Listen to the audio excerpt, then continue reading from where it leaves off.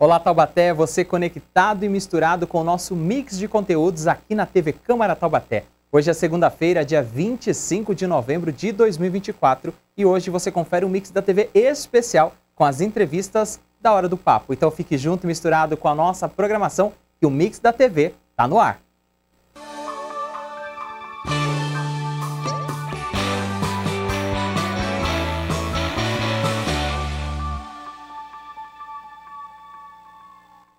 A gente começa esta edição revendo a entrevista da enfermeira Ana Cláudia. O papo foi sobre Outubro Rosa. Vamos ver? Solta o play!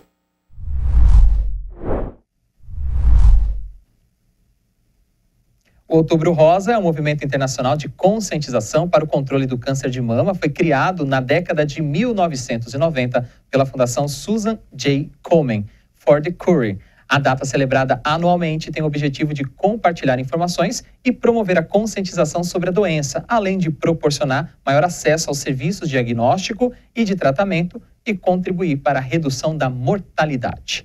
Para a gente falar com este assunto aqui agora, a gente conversa com a professora da Unital, a enfermeira, também do curso de Enfermagem e Saúde da Mulher, Ana Cláudia. Obrigado pela presença, seja bem-vinda a esse espaço aqui da Hora do Papo, para a gente falar de um assunto importante para a população. Olá, tudo jóia? Como que a gente pode falar sobre o câncer de mama, né? O Outubro Rosa é esse mês dedicado a isso, né? O que é o câncer de mama? Tá. O câncer de mama, né? Ele é uma multiplicação anormal das células da mama em si, e é o câncer que mais acomete as mulheres na atualidade, tá? Dentro da nossa realidade aqui no Brasil. A gente está falando sobre a Hora do Papo aqui, trazendo esse assunto importante que é o Outubro Rosa, esse mês de conscientização, né, para a população, principalmente a população feminina, Ana. Será que a gente ainda encontra esse tabu dessas mulheres, principalmente mulheres que têm mais idade, ou até uma geração mais nova? Será que ainda existe esse tabu quando a gente fala de câncer de mama, procurar acesso, serviços e recursos? Então, quando se fala em câncer de mama, é difícil a gente separar em relação ao câncer ginecológico, né? Então, quando uma mulher ela vem para a consulta, a gente tem que abordar integralmente, né, em relação ao câncer de mama e não esquecer o câncer do colo do útero também, que tem uma alta incidência aqui no país.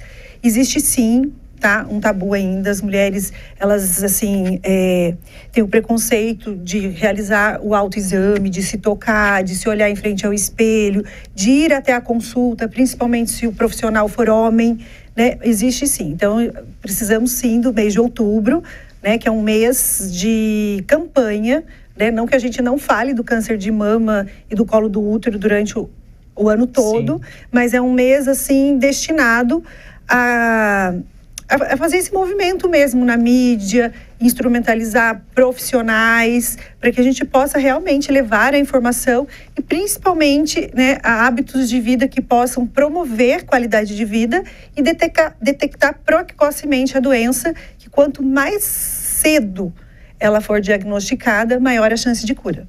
Interessante da gente falar, né, que o Outubro Rosa talvez seja as cores de conscientização a mais popular, né, que a gente vê com prédios, serviços sim, públicos, na sim, mídia, que a gente está fazendo aqui agora. Então, essa informação talvez esteja mais disseminada, mas ainda é um grande problema. O câncer de mama é um dos que mais matam mulheres no Brasil? Sim, é o câncer que mais mata as mulheres no Brasil, tá? Ficando em relação às mulheres, sim, né? Segundo, em primeiro lugar, o câncer de pulmão, né? Mas das mulheres é o que mais mata, sim. Você está com um objeto aí, que é uma mama, sim, né? Sim. Que é uma forma didática de ensinar, de conscientizar. Como é que você pode explicar para a gente aí, para as mulheres que estão acompanhando, os homens também, porque podem passar essas dicas hoje para a família toda. O que você traz de dicas aí para a gente nesse autocuidado, nesse autoexame? Então, eu trouxe as mamas, assim, porque eu falo que a professora que habita em mim, né, veio para o programa junto. Então, quando a gente fala de diagnóstico precoce, tá? Claro que existem os exames subsidiários que quando eu vou mostrar aqui, falar um pouquinho do exame clínico e do autoexame que a mulher deve realizar no seu domicílio, mas nada substitui, tá, o exame clínico realizado pelo profissional da saúde uma vez por ano, nas mulheres, e a mamografia ou ultrassom de mamas, tá? Então, quando eu trouxe a mama, eu vim para a gente, para poder ilustrar um pouquinho, né, que a mama, ela deve ser assim, né? Então, a estrutura dela, ela é uma estrutura, assim, simples, a mama, a areola e o mamilo, né? E quando a gente fala em realizar o autoexame das mamas, a população, eu falo isso da minha prática mesmo com os alunos durante a nossa consulta ginecológica dentro da disciplina, né, que eu levo para o campo de estágio. A senhora faz autoexame? Ah, faço. E todo mundo só aborda em relação à palpação. Sim, né, temos que palpar a mama, porque através da palpação eu vou sentir possíveis nódulos. Mas quando eu falo de autoexame, eu não posso esquecer da parte da observação, que a gente chama de inspeção de mamas. Então, eu queria que hoje ficasse assim, muito claro que o autoexame das mamas, a gente segue 4 etapas. Então, primeiro, a inspeção com os braços parados ao longo do corpo, então, que a gente chama de inspeção estática. Essa mulher vai se observar, né? Quando fala de tabu, tem mulheres que não gostam de se olhar no espelho. E quanto mais cedo a gente conhecer o nosso corpo, que é normal, eu posso detectar qualquer alteração sutil e tratar o mais rápido possível. Então, a primeira etapa é uma observação visual e estética. Visual e estética, porque tem alterações que eu não sinto com a ponta dos meus dedos. Sim. E sim, eu observo, né? Eu fiz até uns desenhinhos, não sei se dá para ver, para eu não esquecer de mostrar. Porque quando eu falo também, olha em frente ao espelho e observe possíveis alterações, mas quais são elas? Né? Então, quando a pele fica tipo casca de laranja, né? Ou uma região avermelhada, dolorida, edemaciada, com prurido, a coceira, ou uma retração do mamilo, uma assimetria, né? Uma desproporção de tamanho das mamas, um desvio de mamilo, fiz até uma gotinha aqui, um vazamento espontâneo sem ser a mulher que está amamentando, são alterações que eu enxergo. Ou seja, né? Foge daquele padrão que ela está acostumada a observar e ter na sua vida, né?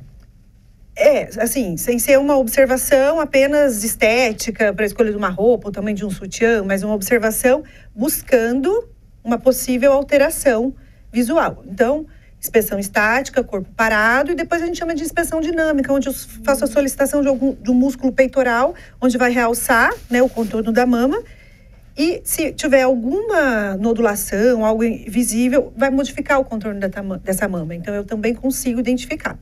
Terceira etapa seria a palpação, né, que todo mundo fala, palpar, não esquecendo de forma alguma de palpar a região axilar, tá? E a região aqui da clavícula, que a gente chama da região de cima, supra e infraclavicular. Eu sempre falo, tá palpando, dá uma caroninha aqui para debaixo do braço, a região axilar, depois já subo aqui e faço a região desse ossinho. Essa região conhecida aqui como saboneteira também? Isso, tá? Porque um possível edema, um possível nódulo também pode me indicar. Também queria deixar claro que se detectar algum nódulo, alguma dessas alterações, que existem sim também doenças benignas, com tratamento, né, acompanhamento. Então, não é para ninguém ficar desesperado. Então, passa para uma segunda etapa, né, quando acha alguma coisa em casa ou num exame mesmo subsidiário de imagem, aí passa para uma segunda etapa, acompanhamento médico, com biópsia, e tudo vai depender do tamanho, tipo e localização do tumor para um possível segmento do tratamento. O autoexame tem que ser após um banho quente? Existe essa recomendação? Ótima pergunta, né? Eu acho que quanto mais a gente coloca regras, mais difícil da população aderir, né? Então, assim, a mama, durante o nosso período hormonal, uma mulher que menstrua normalmente, ela passa por fases, assim, principalmente no período pré-menstrual, onde essa mama está um pouco mais edemaciada, um pouco dolorida. Então, a gente recomenda para as mulheres que menstruam normalmente que espere, 5, 7 dias após o início da menstruação, onde ela se sinta mais confortável. Mas, assim, se for esquecer, pelo menos, assim, algum dia dentro desse ciclo, desde que ela não esqueça de fazer o autoexame uma vez ao mês. Para as mulheres que já não menstruam mais, eu costumo até fazer uma brincadeira, eu dou uma dica assim, escolhe um dia do mês. O primeiro dia, que dia que você faz aniversário? Eu faço dia 22. Então, todo dia 22, não só do meu aniversário, mas de estar realizando, já que eu não menstruo e não tenho uma data. Também brinco assim, que dia que você paga suas contas, né? Dia 15. Dia 15. Então, dia 15 vai pagar os boletos, o cartão do condomínio, mas também vai acertar a conta com a sua saúde. Sim. Né? Então, também faz o autoexame. Lembrando para as mulheres que não menstruam, não esquecer uma possível data. Mas, assim, seguir uma técnica totalmente correta, que essa mulher explore o seu corpo. E a última etapa do exame, né, que daí eu acabei que falei da inspeção estática, dinâmica, palpação, e depois uma sutil expressão ao redor dessa volta aqui que chama areola, né, dessa volta marrom. Se tiver algum vazamento, né, que seria a quarta etapa, também tem algum problema que deve ser investigado, tá? Ana, identificando uma alteração, um pequeno nódulo, qual que é o primeiro passo que essa mulher deve fazer em relação à sua saúde? É procurar, né, um atendimento médico especializado. A porta de entrada sempre é pela atenção básica, se não tiver, né, um convênio. Aí, posteriormente, será encaminhada a um mastologista e, dependendo do diagnóstico, a um oncologista para o segmento do tratamento em si. Existe uma idade ideal ou, de acordo com o perfil dessa mulher, ela precisa fazer essa mamografia anualmente? Olha, depende da recomendação. O SUS, né, ele recomenda a mamografia a cada 2 anos após os 50 anos, né? Mas a Sociedade Brasileira de Mastologia após os 40 e deve ser anualmente. Mas é claro que cada mulher ela deve ser tratada como única, né? Dependendo do seu... Quando a gente fala de fator de risco, eu gosto de dividir assim, risco reprodutivo, né? Histórico familiar e do estilo de vida. Então, se ela tem um histórico familiar, né, parentesco de primeiro grau, então a gente considera um risco elevado. Então, provavelmente, esse profissional vai solicitar a sua primeira mamografia antes dos 50 anos. Então, é de acordo com a clínica de cada um. Uma anamnese, né, que a gente chama, né? Isso. Ana, em relação ao tratamento, você estava explicando para a gente anteriormente que não existe um tratamento padrão, ou seja, cada mulher, ao ser diagnosticada com a possibilidade de um câncer, por exemplo, de um nódulo, vai fazer esse tratamento de acordo com a recomendação médica. Isso. Quais são as possibilidades de tratamento, só para a gente pincelar aqui para o nosso público? Tudo vai depender mesmo, como eu te falei. Então, às vezes, é preciso uma cirurgia de imediato e depois um tratamento sistêmico, que pode ser a quimioterapia, imunoterapia, local, como a radioterapia, ou o inverso, às vezes precisa fazer o sistêmico e depois, mas tudo isso que eu te falei, vai depender realmente de cada caso, de cada mulher. E aí a gente sempre vê as imagens, né, quando a gente fala de câncer de mama, queda de cabelo, né, que é essa questão estética para a mulher, às vezes retirar uma mama também. Quanto mais rápido você diagnostica, maiores são as chances de você enfrentar menos adversidades? Aí, assim, foi o que eu te falei. Às vezes você faz um diagnóstico rápido, mas já é um tumor muito invasivo, né? Então, depende do tipo de tumor. E os efeitos colaterais do tratamento, hoje em dia já avançou tanto, sabe? A medicina relacionada à oncologia, que eles estão, assim, mais a menos. Mas tudo vai depender, sim, do tipo, né? Da químio, da intensidade daquele tratamento que essa mulher vai estar fazendo. Porque ele pode ser bem conservador, né? Faz só, retira um quadrante dessa mama, como às vezes tem que tirar toda a mama, fazer um esvaziamento toda dessa região aqui que a gente chama dos gânglios aqui da axila. Então vai depender. Falando em glândulas mamárias, homens também possuem, então também tem esse risco. Sim, exatamente, né? Onde existe glândula mamária, existe o risco, mas nos homens ele é bem menor, né? Em torno de 1%. Qual a dica que você deixa, então, para a nossa telespectadora que está acompanhando a gente aqui no programa? Tem algum macete, tem alguma dica? Você que já tem anos de experiência, está sempre em contato com esse tema, tem algum pulo do gato aí para ajudar quem está passando por isso, quem precisa se autodiagnosticar ou alguém da família que queira ajudar? Olha, eu acredito assim, que vamos pensar primeiro numa prevenção, né? A dica é estilo de vida saudável. Né? O controle do peso, a obesidade, sim, está diretamente relacionada. O aumento da idade, mulheres na menopausa, que precisam, sim, fazer atividade física, ter uma alimentação saudável, ter controle do peso. A bebida alcoólica também, ela intensifica. Tabagismo. Se fala mais na bebida alcoólica do que no tabagismo. Mas o tabagismo, quando eu estou dando aula, eu falo, ele está em tudo, né? Como um fator predisponente. Mas ele entraria como um fator adicional, mas o álcool em si, ele tem uma influência mais negativa, né? Então, pensar em estilo de vida, sim. E também, frente a um diagnóstico, pensar que hoje existe muito tratamento. A gente tem que desmistificar o câncer como...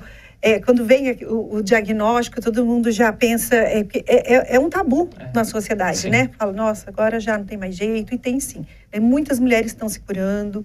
Existe o tratamento. Então, vamos cuidar da saúde, né? Plantar mesmo a sementinha agora, porque a gente tem os hábitos ideais, que são os fatores modificáveis, né? Quando a gente fala de prevenção primária. Aí, quando eu também venho falar de história reprodutiva...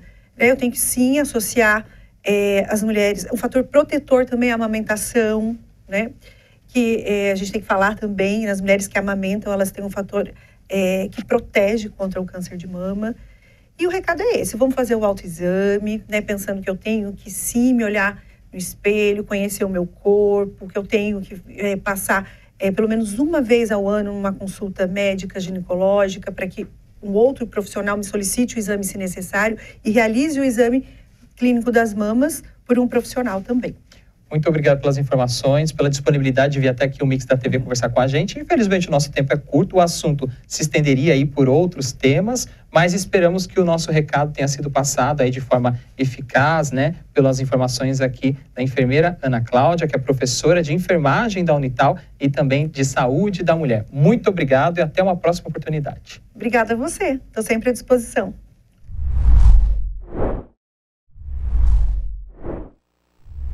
Depois do intervalo, o papo é sobre saúde mental. Fique junto e misturado com a nossa programação. O Mix da TV volta já já. Se eu fosse você, não sairia daí.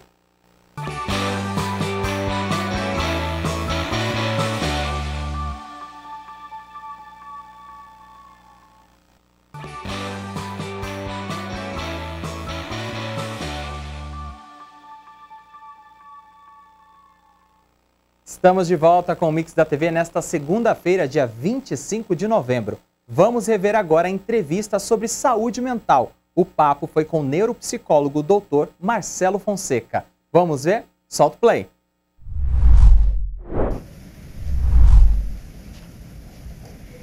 Hoje, 10 de outubro, é o Dia Mundial da Saúde Mental e nós aqui do Mix da TV vamos fazer um bate-papo para a gente entender melhor a saúde mental, que é a nossa capacidade de lidar com as exigências da vida, harmonizando seus desejos, emoções, ideias, capacidades e ambições. É estar bem consigo mesmo e também com os outros. E quem está aqui nos nossos estúdios para conversar sobre esse tema tão importante é o professor Dr. Marcelo Fonseca. Professor, muito obrigado pela presença e seja bem-vindo mais uma vez à TV Câmara Taubaté. Olá, tudo jóia? Muito prazer, pessoal. Hoje é o Dia Mundial da Saúde Mental, né? Então, como que a gente pode conceituar este tema para o nosso telespectador, para ele entender o que é saúde mental? Interessante a gente pensar que a saúde mental está associada à forma como a gente lida com situações cotidianas, como a gente faz a organização e o manejo das nossas emoções, como a gente lida com problemas, como a gente resolve questões do dia a dia. Então, se a gente parar para pensar, a saúde mental está associada à estabilidade de comportamento das nossas emoções e das nossas relações com as outras pessoas. Então, a gente pode colocar numa linha assim que saúde mental é um equilíbrio, certo? Quando a gente foge desse equilíbrio, o que a gente considera um transtorno de saúde mental? Exatamente. Se a gente trabalha com essa ideia, né, de que a saúde mental ela é expressa por um equilíbrio, aquilo que seria o seu oposto está associado a um desequilíbrio de ordem emocional, então nesse balanço das emoções, nesse manejo das emoções, um desequilíbrio na nossa capacidade de lidar com o outro, de lidar com resolução de problemas, de lidar com questões do nosso dia a dia e questões da vida de forma geral. Então a gente pensa que assim, seria uma instabilidade na gestão dessas funções de comportamento e de relação com o outro e de manejo emocional, e como isso, de alguma maneira, acaba desembocando na criação de sofrimento, né? Professor, ao longo de tantos anos, né, e tendo encontrado tantos pacientes, feito vários diagnósticos, quais são os sintomas mais comuns assim, do dia a dia que o senhor percebe que podem desencadear futuramente um problema relacionado à saúde mental? A gente acaba percebendo que a maioria das pessoas ainda negligencia bastante sintomas de ansiedade. Até se a gente olhar do ponto de vista epidemiológico mesmo, os transtornos de ansiedade estão entre aqueles, pelo menos, os dois mais frequentes na população, principalmente na população brasileira, que está listada aí como os 10 países do mundo com mais pacientes com transtorno de ansiedade. Mas os sintomas de ansiedade, normalmente, mesmo antes de caracterizarem um transtorno, eles são preditores de problemas de saúde mental, né?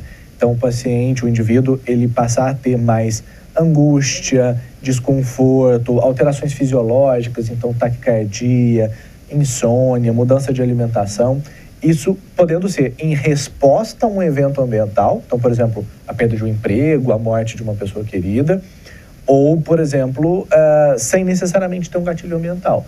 Pacientes que vão começar a apresentar esses sintomas, esses desconfortos, inicialmente sem um gatilho imediato.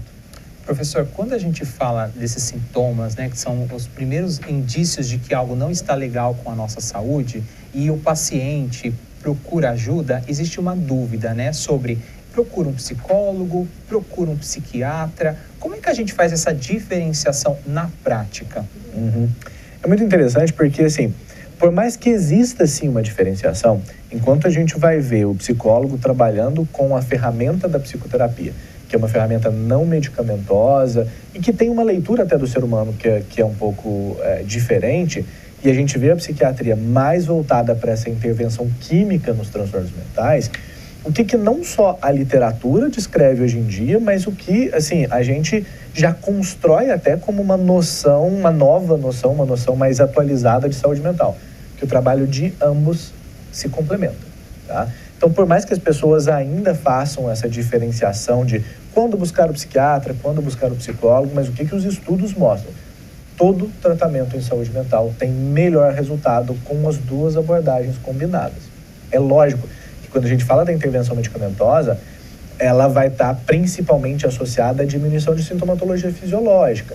Então, você vê, por exemplo, pacientes esquizofrênicos, pacientes que vão ter alucinações, ou pacientes mesmo que têm neuroses, né? Então, transtornos depressivos, transtornos ansiosos, mas que vão apresentar uma repercussão mais grave. Então, a gente pode pensar numa lógica de que, assim, o tratamento psiquiátrico, o tratamento medicamentoso, ele vai entrar principalmente quando a gente tiver desconforto, sofrimento e sintomatologia suficiente para impactar a vida do sujeito de uma maneira mais efetiva, tá?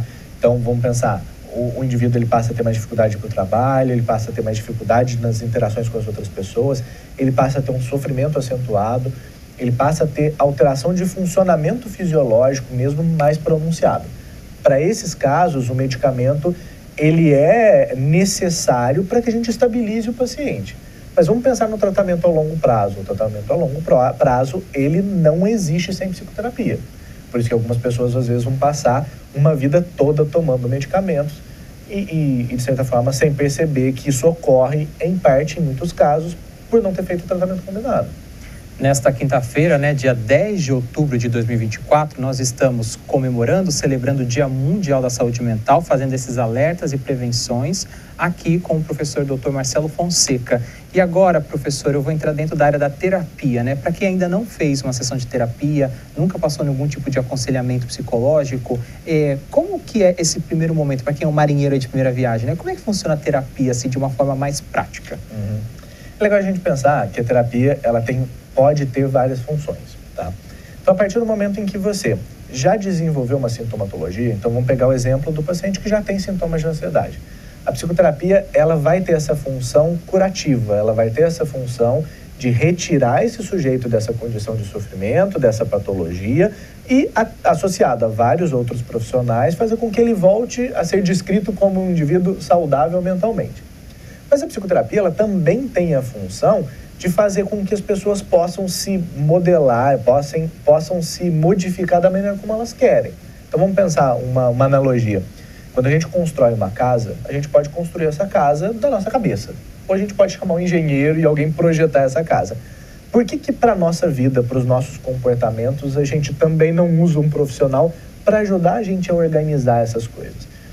O profissional de saúde mental, o profissional psicólogo, a terapia, ela também tem essa função. Organizar o pensamento, fazer com que o paciente entenda o porquê age de determinadas maneiras. Às vezes até quebrando um pouco essa mística, né, de que a gente, vamos ficar voltando ao passado e conhecer a sua infância. Não, às vezes a gente só precisa entender o porquê alguns comportamentos ocorrem para que a gente possa entender em que contexto eles se dão e para que a gente possa modificar. Então, assim, a psicoterapia, né, o acompanhamento com o psicólogo, ele existe tanto no momento da doença, mas também no momento da saúde. No momento da doença, para restabelecer a saúde mental. E no momento da saúde, para te dar capacidade e ferramenta suficiente para planejar uma vida saudável. Além desse acompanhamento psicológico, psiquiátrico, a gente acabou de sair agora do Setembro Amarelo, que é a questão de prevenção ao suicídio, valorização da vida. Professor, qual que é a importância de uma rede de apoio? Porque muitas vezes, né, quem está em sofrimento, às vezes desabafa com um amigo, com um conhecido, não procura um profissional, mas também pode ser complementar ter esta rede de apoio? Essencial. é essencial. A maioria dos estudos hoje mostra que redes de apoio, que contato social tem efeito protetor com relação a quadros depressivos graves, com relação a transtornos de ansiedade, com relação a problemas de saúde mental diversos, tá? É lógico que muitas vezes essa rede de apoio, esse suporte social não vai ser suficiente, não vai ter ferramentas profissionais para ajudar. Acho que todo mundo aqui já deve ter, infelizmente, já deve ter passado pela situação de ter uma pessoa próxima tendo uma crise de pânico, ou tendo um transtorno de ansiedade, ou tendo depressão. E por mais que a gente possa ser contingente, por mais que a gente possa se preocupar e estar próximo, muitas vezes a gente não tem indumentário suficiente profissional para lidar com aquilo. Então, a rede de apoio, ela é importante, ela é essencial, mas ela não substitui o acompanhamento profissional. Muitas vezes também quem está assistindo a gente pode olhar, porque a gente está falando de psicólogo, psiquiatra, falar, mas é pago, o meu plano não cobre, eu não tenho um plano. Existe a possibilidade desse paciente ser atendido pelo SUS integralmente? Ele tem toda essa rede de acolhimento? Sim. Hoje o SUS, ele oferece todos os níveis de intervenção, tá? É lógico que algumas áreas mais específicas, que alguns níveis de intervenção mais específicos, eles serão menos disponíveis, tá? Mas se a gente parar para pensar em psicoterapia, atendimento psiquiátrico, o próprio acompanhamento psicoterápico, seja ele individual ou seja ele em grupo, você consegue não só pelo SUS, como nas mais diversas clínicas e escolas, né? Taubaté é uma cidade muito favorecida nesse sentido. Pensa quantas clínicas e escolas de psicologia a gente tem, hospital universitário. Então, assim, a gente hoje consegue, sim, atendimento gratuito ou a preço simbólico, pagando R$20 a consulta, e atendimentos que são acompanhados por profissionais que são extremamente capacitados. Então, por mais que num primeiro momento a gente possa, às vezes, fazer essa ideia de, nossa, é um tratamento caro, pelo SUS e através das clínicas e escolas a gente consegue, sim, o tratamento. Professor Marcelo, quando a gente está falando de saúde mental, há 20, 30 anos, a gente não tinha uma nova camada, que é essa questão da internet, das redes sociais, né? Ela pode ser um aliado, mas também pode ser um vilão quando a gente fala de saúde mental? Sim. Não quero parecer pessimista, mas o que a gente vê no consultório, e é lógico, né? Dentro do consultório a gente tem um recorte de pessoas que muitas vezes já adoeceram, né? Mas a gente vê que, infelizmente, hoje as redes sociais, elas são intensificadores, potencializadores de muitas vezes transtornos mentais ou dificuldades de relacionamento que já existiam, tá? É lógico que a gente pode fazer um uso muito legal disso.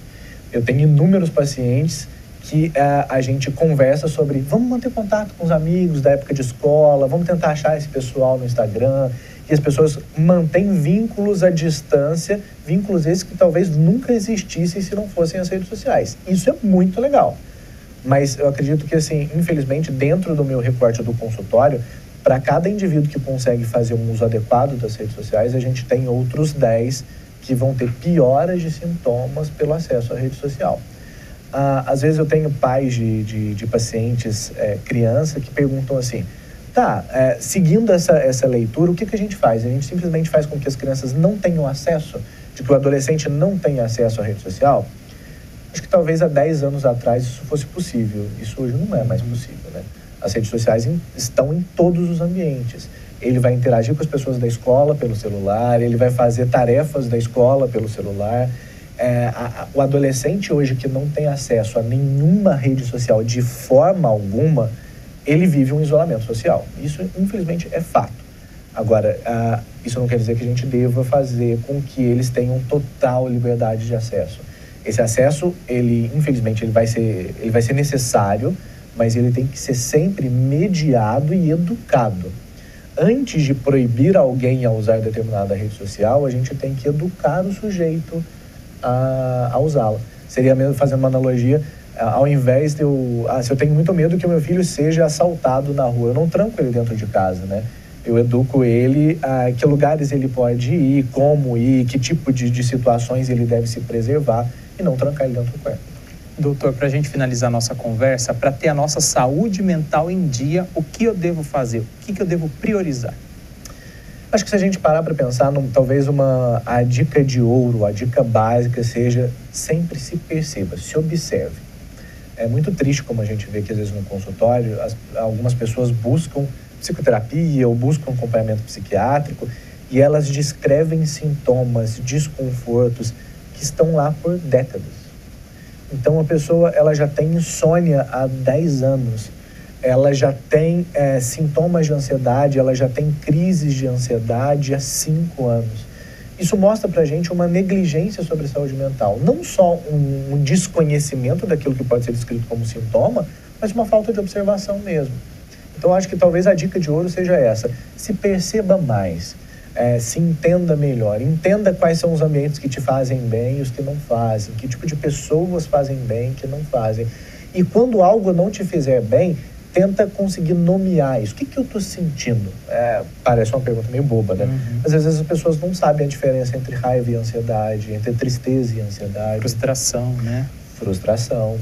E a gente não está falando só de criança, a gente está falando de adultos, pessoas da nossa idade que muitas vezes não sabem nomear o que elas estão sentindo. Então, assim, é muito difícil tratar, reparar ou melhorar algo que a gente não sabe sequer dar um nome, né? E às vezes a gente precisa olhar para si para conseguir até nomear essas coisas. Professor Dr. Marcelo Fonseca, obrigado pela disponibilidade, ter vindo até os nossos estúdios. Também ficamos à disposição e parabéns pelo trabalho. Muito obrigado. Abraço, pessoal.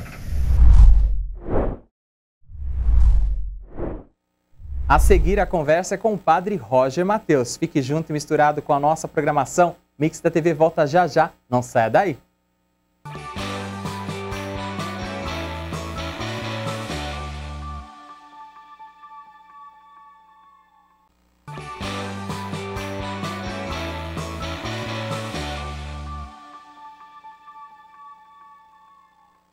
Estamos de volta com o Mix da TV nesta segunda-feira, dia 25 de novembro. Vamos rever agora a entrevista sobre religiosidade e festas aqui em Taubaté. O papo foi com o padre Roger Matheus. Vamos ver? Solta o play.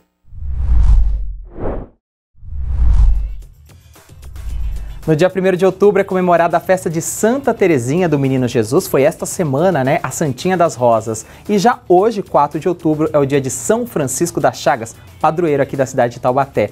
E a gente conversa com o padre Roger Matheus, que está aqui nos estúdios do Mix da TV, para a gente falar sobre festas e sobre a fé e devoção do povo taubateano. Padre, muito obrigado pela presença, pela disponibilidade. Eu que agradeço pelo convite. Essa semana de outubro, essa primeira semana, é uma semana muito importante, né, em relação a esses dois santos. Vamos começar por Santa Terezinha, né? Por que essa fé ela é tão visível aqui na cidade de Taubaté?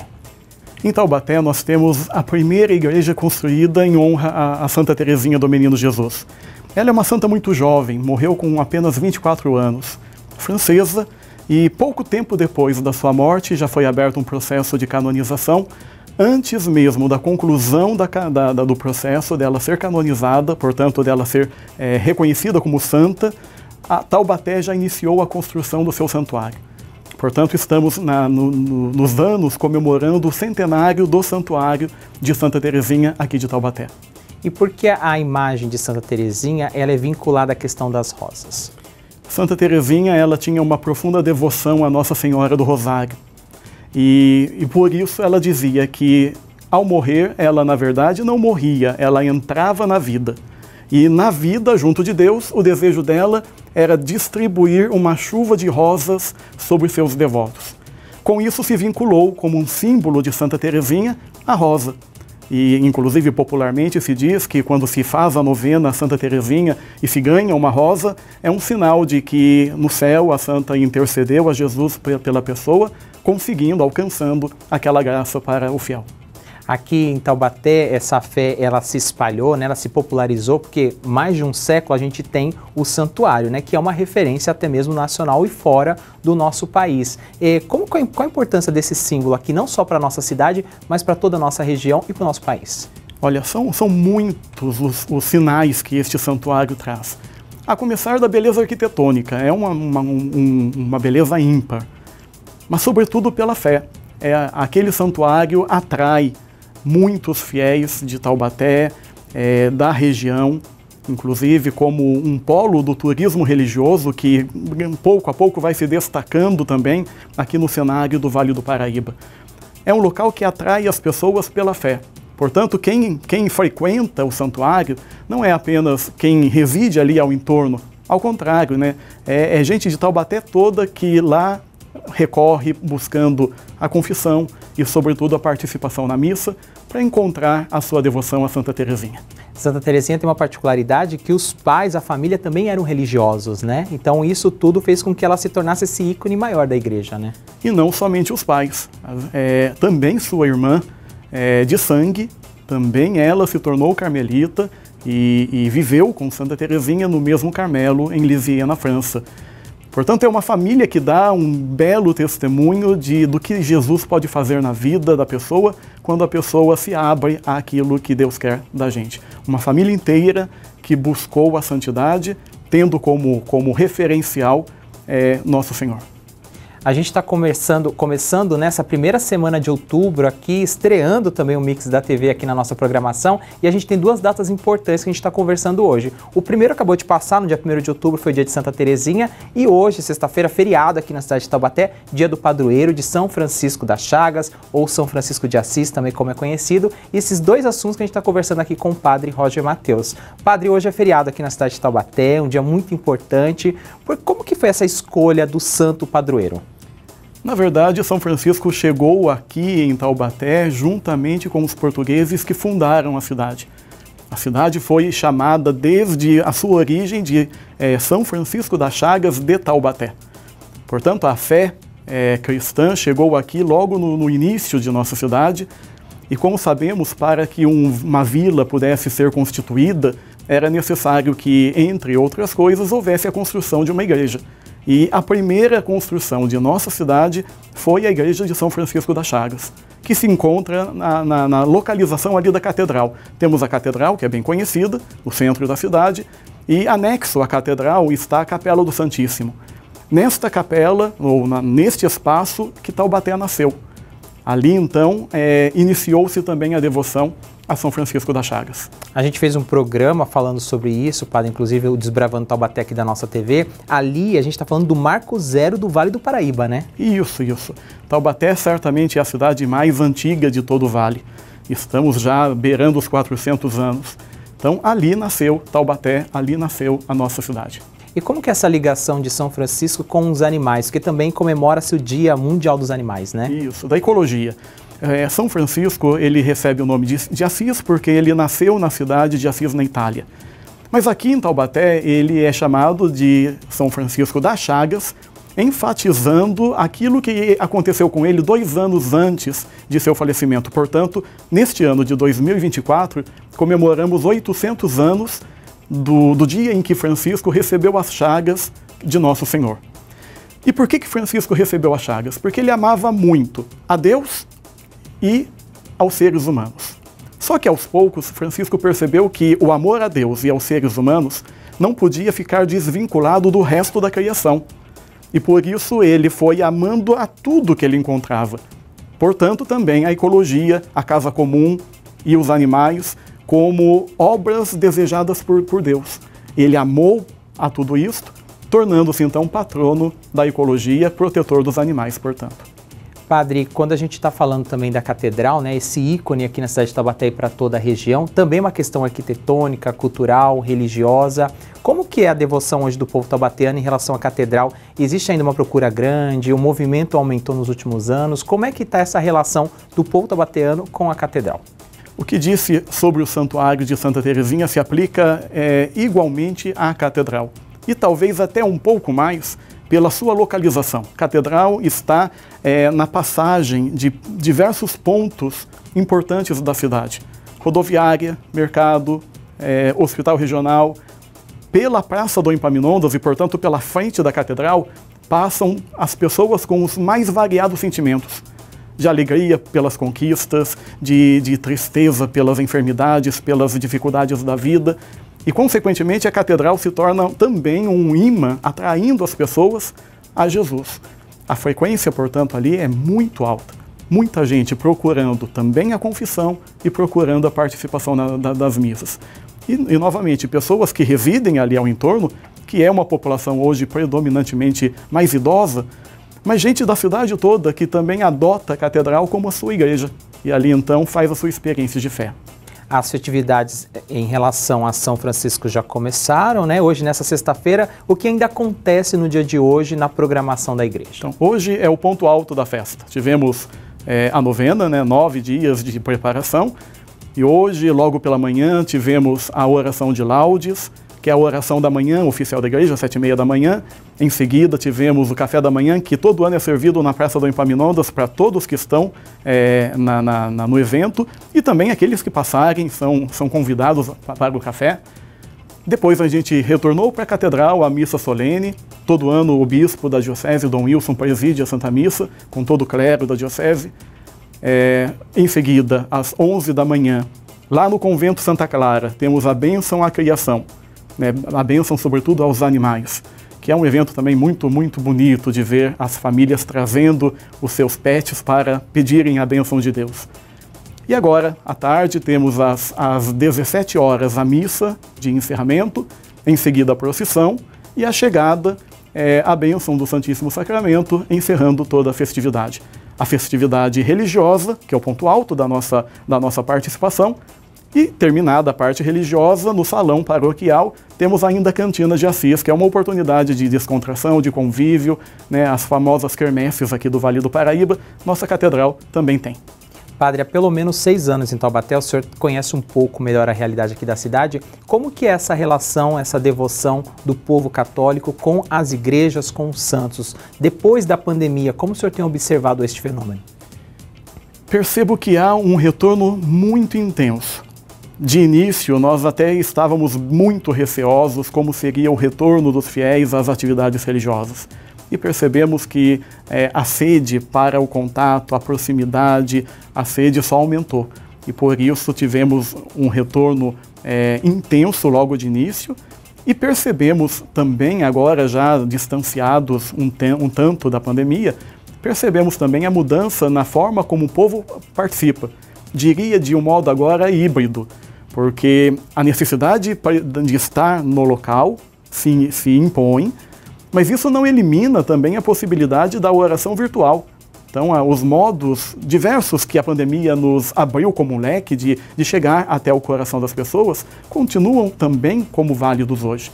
E tentamos, então, alcançar estes 2 modos de contato com os fiéis, pelo modo virtual e sobretudo, pelo modo real. Padre, a gente está passando por essas festas aqui de outubro, logo mais vem a questão do Dia de Finados e daqui a pouco chega o processo do Advento na Igreja Católica. Qual que é a mensagem que o senhor deixa para os fiéis aí neste restinho de final de ano aí até a chegada do Advento e as comemorações para o Natal? Como o tempo passa e a gente nem percebe, né? Somos engolidos pelo relógio, quando vemos já é Páscoa, já nem Natal é. E este é o risco, da gente deixar que as coisas nos engolam, né? Temos que saborear cada momento. Então, meu convite é que nós saboreemos muito este feriado municipal, esta oportunidade hoje de celebrarmos o Dia do Padroeiro. Daqui a alguns dias, dia de Nossa Senhora Aparecida, vamos então também celebrar com as crianças e viver intensamente este momento em família e também na comunidade. Mais um tempo, chegamos no Advento, Natal. O que São Francisco nos ensina é isso, saborear a vida, cada dia aproveitar aquilo que Deus nos oferece como uma novidade.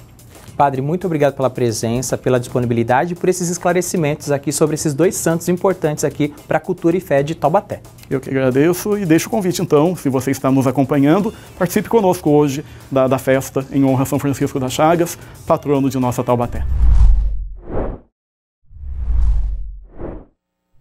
A seguir a conversa é com o técnico Alberto Sogabi e com a atleta Esther Cruz do judô. Fique junto e misturado com a nossa programação. O Mix da TV volta já já, não saia daí.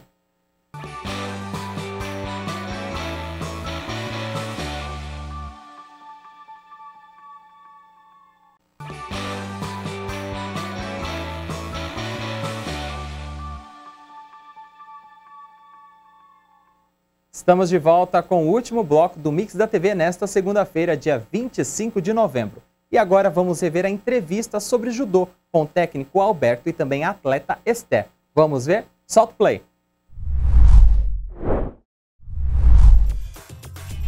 O judô é uma arte marcial japonesa praticada como esporte de combate desde 1882. O esporte foi oficialmente incluído somente nas Olimpíadas em 72. Esse esporte de defesa pessoal tem como objetivos melhorar a coordenação motora, a concentração, o físico, a autoconfiança, o espírito e também a mente. Atualmente é uma das modalidades mais praticadas no mundo por adultos, crianças e idosos. Para a gente falar mais sobre este dia e celebrar esta data, a gente conversa agora com o treinador Alberto Sogabi e também com a atleta Esther da Cruz. Gente, sejam bem-vindos aqui ao Mix da TV.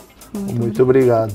Vou começar com o Alberto perguntando o que é o judô, como é que a gente pode dizer, quais são as características dessa modalidade? Bom, o judô, na verdade, é uma arte marcial que o fundador Jigoro Kano, né, na época que ele foi aprender, ele era uma pessoa pequena, franzina, sofria muito bullying. Aí ele começou a treinar o jiu-jitsu, que é a arte de combate da época dos samurais. Como os samurais não podiam mais usar a espada katana, então ele começou a aprender essa luta para se defender. E foi estudando, aprimorando. Ele tirou as técnicas que lesionavam as pessoas e começou a criar um esporte, na verdade, com filosofia. Ele acreditava que o judô poderia mudar a sociedade, deixar a sociedade mais harmoniosa, deixar a sociedade mais tranquila. Então essa é mais ou menos uma característica do judô, né? Que é um esporte, na verdade, que vai trazer benefício para a sociedade. Esse é o principal ponto do judô. A Esther é atleta, né, da modalidade. Há quanto tempo você já pratica e desde quando você compete? Eu pratico judô há 10 anos e comecei a competir a partir dos 8 anos. Esther, é um esporte mais de ataque, é um esporte mais de defesa ou a gente pode dizer que é um esporte que une essas duas técnicas? É um esporte que une as duas técnicas. Esther, você acredita que o judô é um esporte que fez toda a diferença na sua vida? Sim, com certeza. E por quê? Por causa das emoções e por a perseverança, né? Dentro do tatame e fora do tatame. Alberto, nem todo mundo está familiarizado com o judô, né? Então, quando a gente geralmente assiste nas Olimpíadas, alguma competição, como é que faz para pontuar, né? Como é que a gente diz que alguém venceu ou perdeu uma luta? Então, na competição existe algumas maneiras de pontuar, né? Ou é projetando perfeitamente, o oponente ele cai de costas, completo no chão, aí seria o ippon, encerra-se a luta, ou o azari, que é a meia pontuação. A pessoa não caiu completamente, sem o controle, sem a velocidade, caiu um pouquinho de lado, é o vazari. Aí também tem a luta de solo, né, que pode ser por mobilização por 20 segundos, ou estrangulamento ou chave de braço. Aí a pessoa desiste batendo 3 palminhas lá no chão ou no parceiro de competição lá, ele desiste da luta. Então são essas maneiras. A gente preparou algumas curiosidades para você sobre o judô. Vamos colocar na tela aí para você. Tá aí então a primeira curiosidade. O judô é uma matéria quase que obrigatória no Japão. É isso mesmo, Alberto? Isso mesmo. Na escola primária, assim, todos os alunos, eles têm que escolher uma modalidade de artes marciais e o judô é uma delas. Então todos os alunos, assim, acabam participando em algum momento da vida escolar deles, eles praticam o judô. Agora a gente tem mais uma segunda curiosidade que aparece aí na sua tela. A primeira arte marcial a fazer parte dos Jogos Olímpicos é justamente o judô. Isso, é a primeira modalidade. O evento teste foi na Olimpíadas de Tóquio. Aí em 72 em Munique e em 92 Barcelona foi a categoria feminina que entrou. Esther, quais são as categorias do judô, as faixas, as cores? Você consegue contar pra gente? Porque a gente aqui assiste fica só focando na faixa preta, né? Sim, as faixas do judô começam com a branca, aí vai pra cinza, aí vai pra azul, amarela, laranja, verde, a roxa, a marrom, daí fica 2 anos na carência, né, da marrom, para chegar na preta. Hoje você compete em qual categoria? Eu compito na categoria 57 leve. Então as categorias são baseadas no peso dos atletas, né? Isso, exatamente. Alberto, você é treinador, né, técnico de judô há quanto tempo já? De técnico de judô já faz 10 anos de técnico de judô. E aí você tem uma noção de quantos atletas você já ajudou a colocar em prática aí para competir, para ganhar medalhas, vitórias, e além disso tem um aprendizado, acho que muito mais social, né? Isso, de lembrar todos eu não consigo lembrar. Mas assim, tem uma estimativa mais ou menos? Mais ou menos assim, já deve ter passado, acho que uns 30, 40, eu acho. Hoje você trabalha com quantas crianças, adolescentes, adultos? Hoje a gente tem um projeto, né, de iniciação, uma escolinha de judô. Hoje temos em torno de 150 alunos, desde crianças de 6 anos até adulto de 30, aparece alguns de 40 também. Eles estão com uma camiseta do FADAT, que é o Fundo de Assistência ao Desporto aqui de Taubaté. Quantos atletas fazem parte hoje do FADAT na sua equipe? Do FADAT faz parte 10 atletas hoje. E todos estão competindo, Todos né? estão competindo. Esté, você tem assim resultados que a gente pode considerar importantes nos últimos tempos? Quais foram os torneios mais importantes, as suas conquistas? Tenho sim. Eu tenho o Campeonato Paulista, tenho o Open, os regionais. E qual que foi o campeonato assim mais emocionante, aquele que você guarda no seu coração, que foi o diferencial na sua carreira? Foi o Paulista e o Open. Esses dois campeonatos foram mais importantes. Quando que eles aconteceram? Aconteceu o Open em 2018 e o Paulista 19, Você terminou em primeiro lugar, é isso? Com a medalha de ouro? O Open ficou em segundo e o Paulista em terceiro lugar. Alberto, este ano nas Olimpíadas a gente acompanhou uma coisa diferenciada que foi a participação por equipes, né? Eu acho que já aconteceu isso antes, mas o Brasil conquistou uma medalha pela primeira vez agora. Conta pra gente como é que funciona essa nova forma de participação em equipes e se isso gera algum incentivo até mesmo para a garotada participar. Sim, eu acho muito importante e muito legal, porque assim, os atletas são selecionados, 6 atletas, aí eles, por categoria, eles disputam 1 a 1. Acontece às vezes de um subir uma categoria ou o outro não, né? Quando não tem a pessoa do peso, sobe. E é uma disputa muito legal de equipe, porque fica aquele calor da competição, todo mundo ali junto, torcendo, vibrando. E foi um resultado muito bom para o Brasil. E assim, isso acaba incentivando mais atletas a praticarem também. Já em campeonatos de jogos regionais, jogos abertos, existe o campeonato por equipe. É um campeonato muito legal, assim, é muito emocionante de participar. A vibração da torcida ali, dos atletas, dos seus companheiros, é muito legal. E por falar nisso, a gente tem mais uma curiosidade aqui no nosso programa. Segue aí na tela para você a nossa terceira curiosidade sobre o judô. É justamente, o Brasil trouxe inúmeras medalhas. Alberto, a gente acompanha várias edições dos Jogos Olímpicos e nesta modalidade o Brasil sempre tem representantes no pódio. Sim, o judô do Brasil é muito forte, assim, comparado com o mundo, está entre os 5 melhores do mundo. E a modalidade judô já trouxe 28 medalhas para o Brasil. Se eu não me engano, é a modalidade que tem mais medalhas olímpicas. Agora na tela mais uma curiosidade para você, a curiosidade número 4, a gente já conversou sobre isso, o fundador é o Jigoro Kano, como o Alberto já trouxe aqui essas informações para a gente, né? Isso, é o Jigoro Kano. O judô foi criado em 1882, né, em Tóquio, e ele começou a difundir lá, e ele foi o primeiro japonês a ser membro do Comitê Olímpico. Ele ficou tão popular o judô, que ele começou a difundir pelo mundo.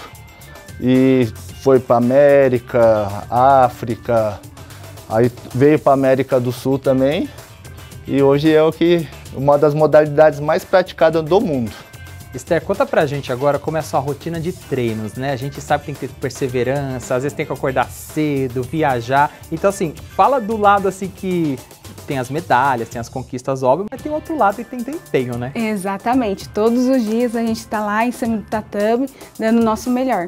Todos os dias. Quantas horas por dia de treino? Como é a sua rotina de alimentação? Você tem algum tipo de restrição? Faz exercício de fortalecimento? Conta aí pra gente. Faço, sim. Faço exercício de fortalecimento na academia. Também tenho treino técnico e treino físico. Isso dá quantas horas por dia? Só pra gente ter uma noção. Porque às vezes para ir para 1 horinha para academia já é difícil. Sim, 1h30 o técnico, aí da academia vai de 1h30 também, mais ou menos. Alberto, como é que faz para participar lá da sua escolinha? Tem vagas abertas? Tem algum custo? Não, é totalmente de graça. É chegar lá na quadra do Parque do Jardim das Nações, procurar os nossos professores. Vagas precisa ver porque assim, as turmas pequenas já está completa, né? O pessoal de 6 até 10 anos está muito cheio. Mas assim, chegar lá, ver se tem vaga, a gente conversa, não tem custo nenhum. Eu falo sempre para as pessoas que chegam lá de primeira vez, não precisa chegar lá e comprar a vestimenta. Faz uma aula experimental, experimenta, conhece, vê se é aquilo que está procurando, aí depois vai comprando o material, né, pouco a pouco. Agora a gente tem uma quinta curiosidade sobre a modalidade. Está aí na tela para você a informação. O judô possui um código moral com vários princípios. Alberto, você gostaria de destacar para a gente alguns desses? Eu acho que toda arte marcial, né, você acaba aprendendo alguma coisa relacionada à disciplina, organização, mas quais são os princípios básicos aí do judô, para quem pratica? Os princípios básicos, assim, o que eu mais acho importante sempre é a honra, né? A honra é assim, é você honrar o seu professor, a sua família, os seus pais, o seu parceiro, né? Apesar de o judô ser uma modalidade individual, ele é muito coletivo. O judô você não consegue treinar sozinho, você sempre vai precisar do seu parceiro, então você tem que honrar, você tem que ter aquela gratidão pelo seu parceiro, né? Senão você não consegue evoluir. E respeito, a coragem, são todas aquelas coisas que vêm da época dos samurais, né? Que é aquela cordialidade, são as características, né? São esses pontos que eu acho que é muito importante. Esther, o que você projeta para o seu futuro já com um currículo tão brilhante? Eu projeto competir mais, me tornar no futuro uma técnica também de judô. E é isso. A gente pode te ver futuramente em Jogos Olímpicos, Sul-Americanos, essas competições maiores? É possível? É possível, com bastante treino, bastante. Agora a gente tem uma sexta curiosidade aqui sobre o judô, tá na tela para você. A Unesco destaca a modalidade como o melhor esporte inicial para as crianças. Quem comenta mais sobre isso é o Alberto. É isso mesmo, Alberto? Isso mesmo. A Unesco, né, o órgão das Nações Unidas, destacou o judô como uma modalidade que é a melhor modalidade para iniciação esportiva. É que a gente sempre conversa, né? Ela vai começar a fazer judô, mas a gente não está preparando ele para ser um atleta. Na verdade, a gente está preparando ele para praticar outras modalidades também, né? Como a gente teve um aluno nosso, começou na escolinha de judô, hoje ele está no rugby e foi para a seleção sub-15 de rugby, né? Então, assim, isso deixa a gente muito satisfeito. Realmente, o judô, ele abre assim, o leque para várias modalidades. Esther, então deixa uma dica aí para quem quer começar na modalidade, quer inserir neste universo do judô. Você tem experiência, né? Já passou por isso. O que você dá de dicas aí para quem quer começar? É ter perseverança, perseverar. E aí consegue conquistar o que precisar? Consegue, sim. Alberto, gostaria que você deixasse uma mensagem, então, para quem se interessou, quiser conhecer melhor o projeto de vocês ou também quer iniciar no esporte. Bom, eu gostaria de convidar todos, né, a conhecer a nossa modalidade, o judô, lá no Parque do Jardim das Nações, na quadra.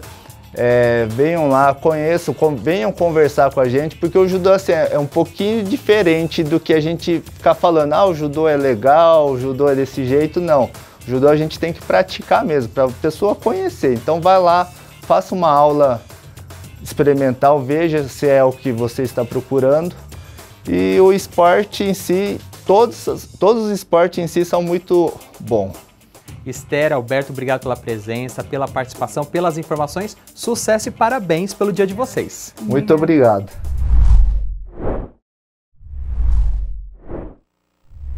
O Mix da TV fica por aqui. Voltamos amanhã, terça-feira, com o resumo da semana aqui no Legislativo. Fique junto e misturado com a nossa programação e até mais.